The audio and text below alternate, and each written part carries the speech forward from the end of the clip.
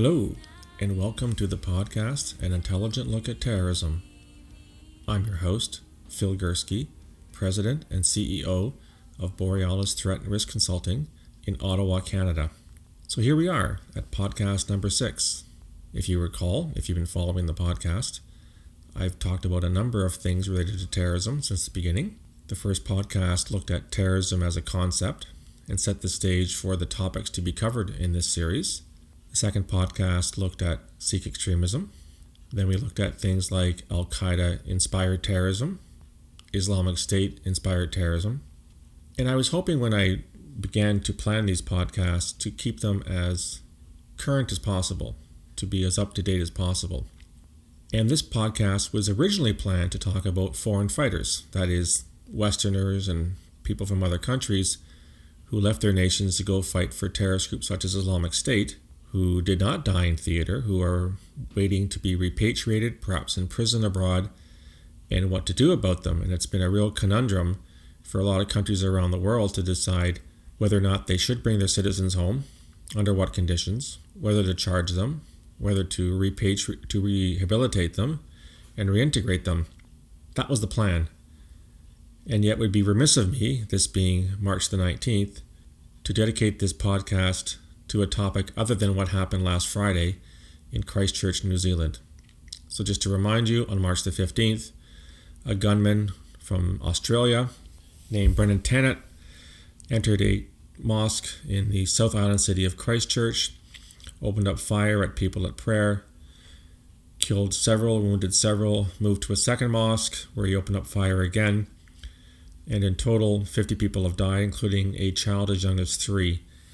And this terrorist has been arrested, and he's had his first court appearance, and in fact has been charged with first-degree murder and probably terrorism down the road.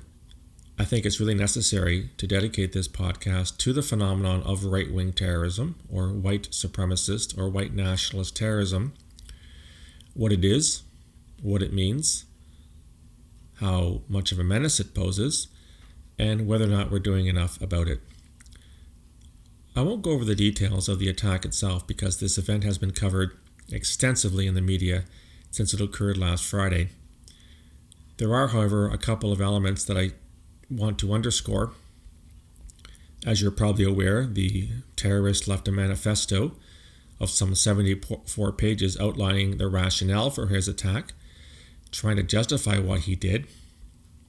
He also live streamed his attack using a GoPro camera and sought to, shock the world and maybe inspire his followers with what he was doing. And of course, the New Zealand Prime Minister immediately labeled this an act of terrorism as opposed to an act of mass murder, which is often a difficult call for governments to make. You often need to have some kind of very solid evidence in advance to lay those charges before a court. It's often easier for governments, prosecutions, to lay murder charges as opposed to terrorism, because for murder you don't have to prove motivation. And we'll talk about the case in Canada that's linked to this, and why the Crown elected to charge murder and not terrorism. But the more important issue here that's been come out in a lot of analysis, a lot of op-ed pieces here in Canada and around the world since the attack last Friday, is whether or not this threat from right-wing extremism has been ignored largely by law enforcement, by security intelligence agencies, and by governments.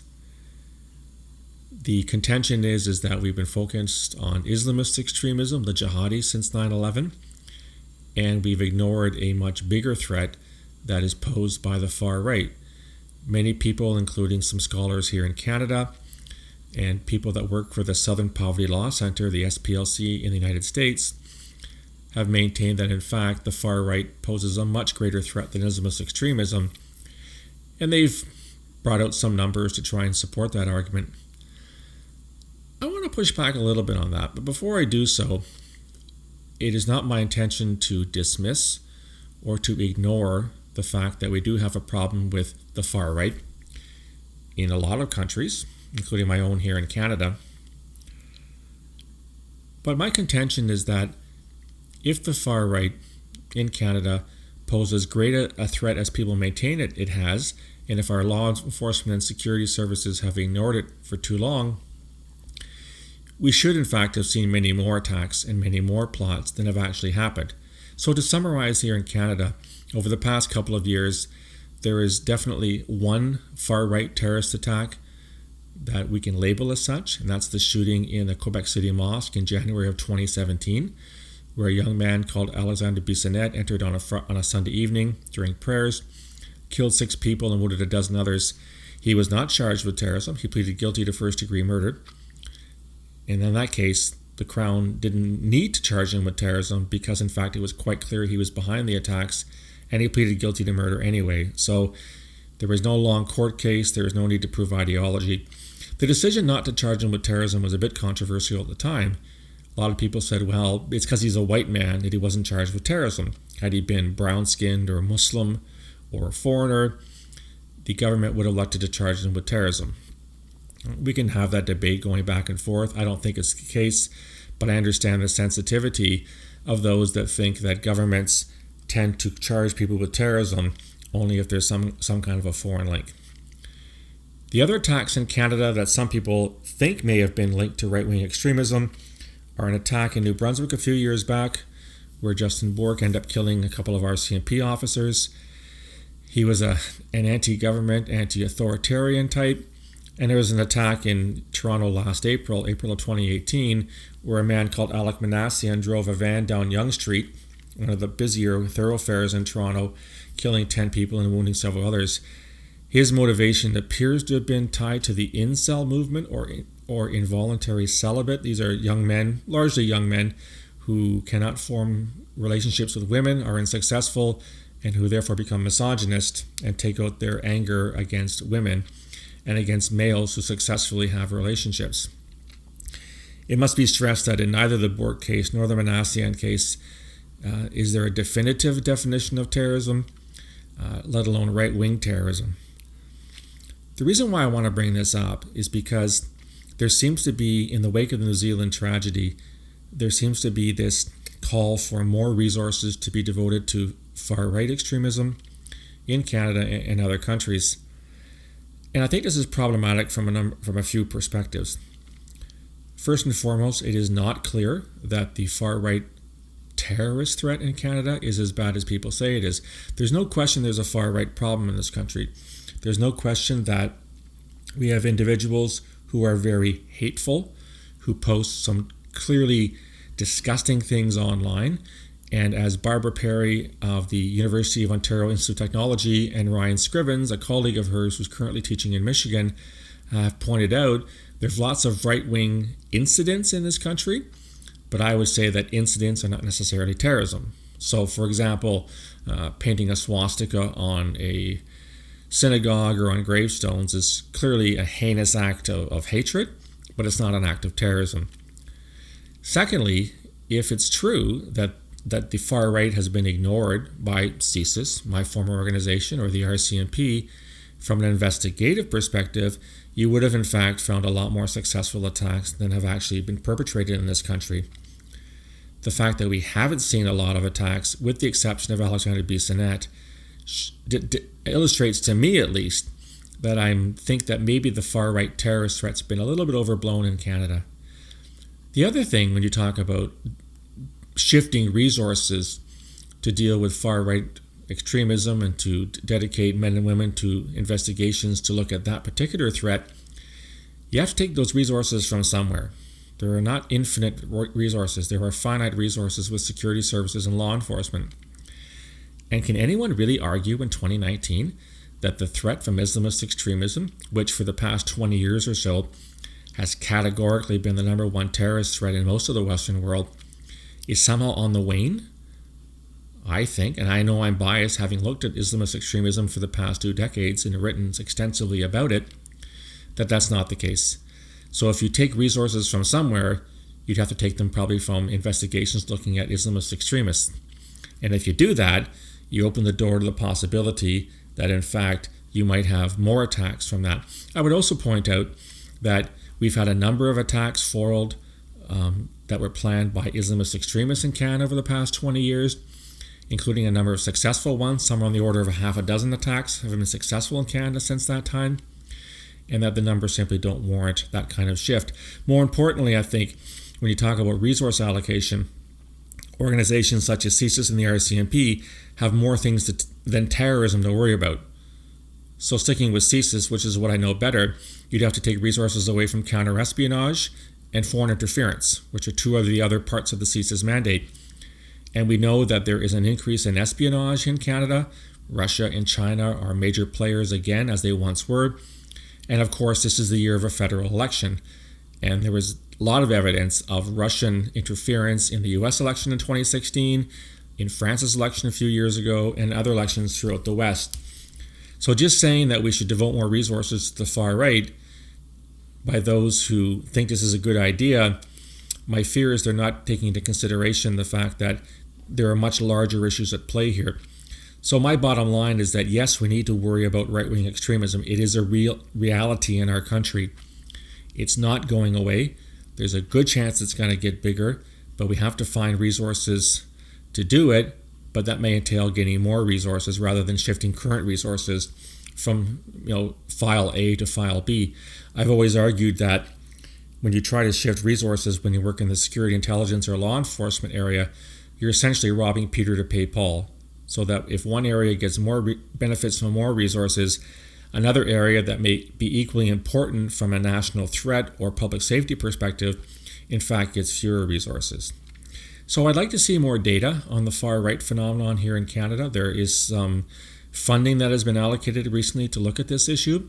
I look forward to the results to try to determine if, in fact, the right-wing terrorist problem is as big as they say it is. I'd also make a distinction between right-wing terrorism and right-wing hate. Terrorism is a form of hate. Not all hate is a form of terrorism. And here in Canada, we have different sets of laws that deal with terrorism versus hate crimes. So that's another way to look at the far right here in this country.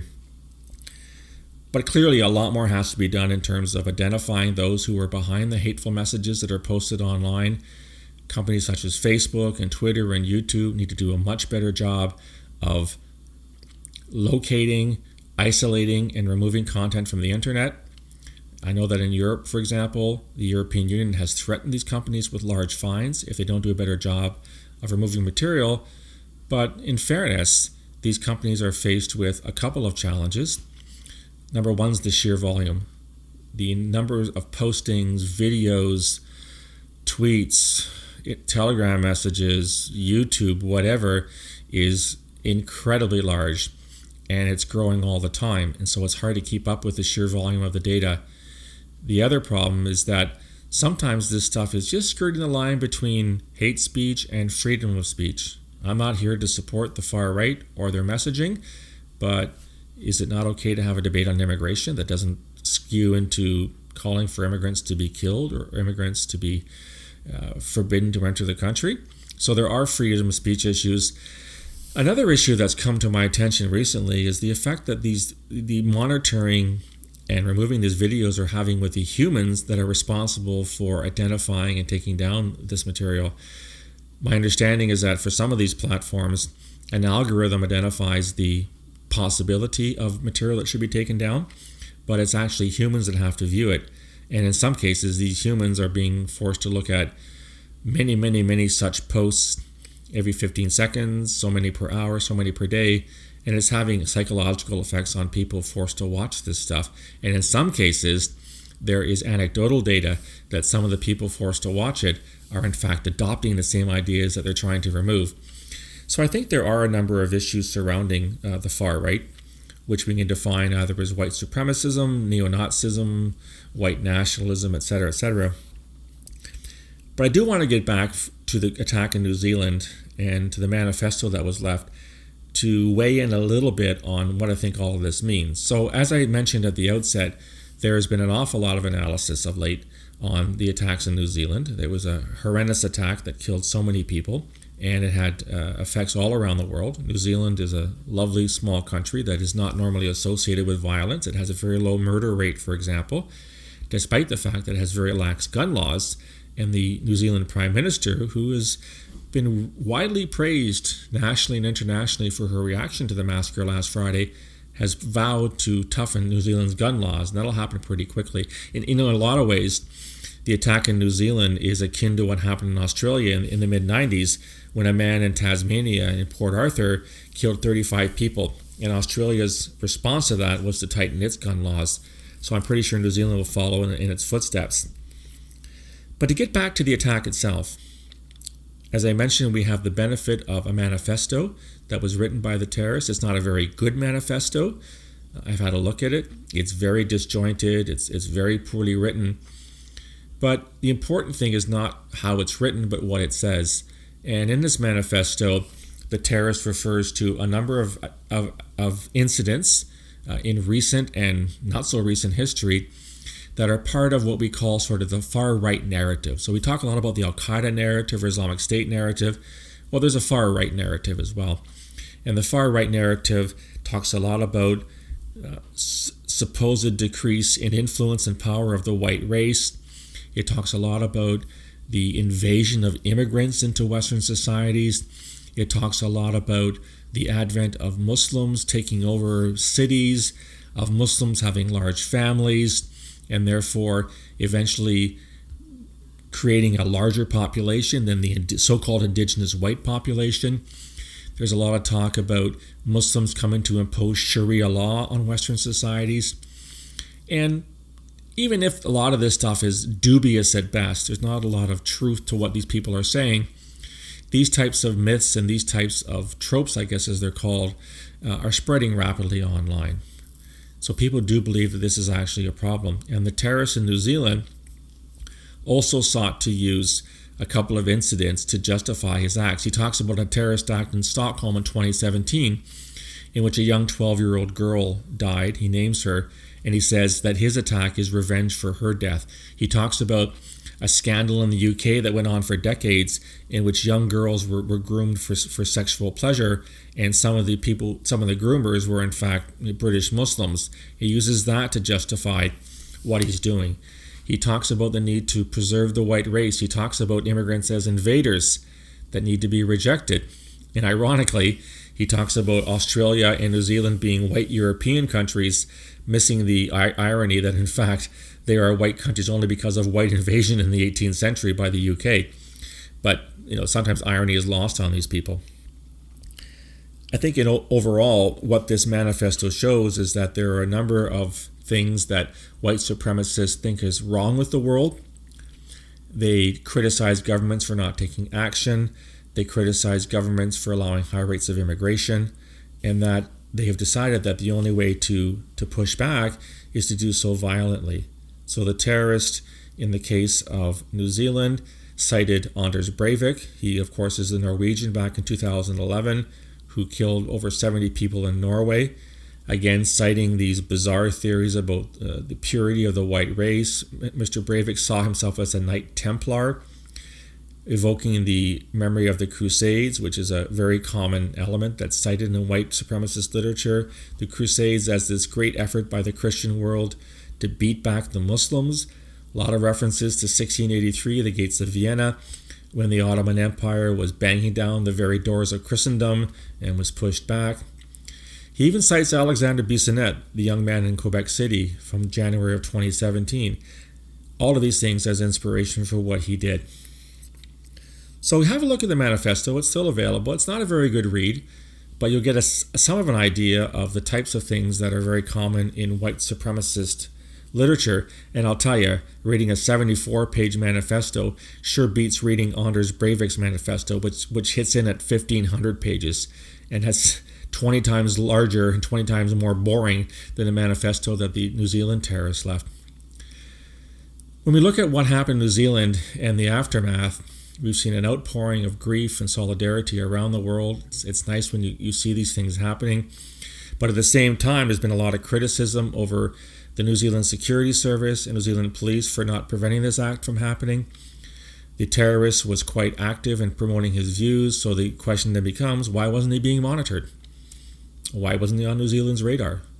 Why was he allowed to buy those guns? Well, I've already alluded to the loose gun laws in New Zealand, but the far right wasn't a priority, I imagine, for either the police or the security service in New Zealand.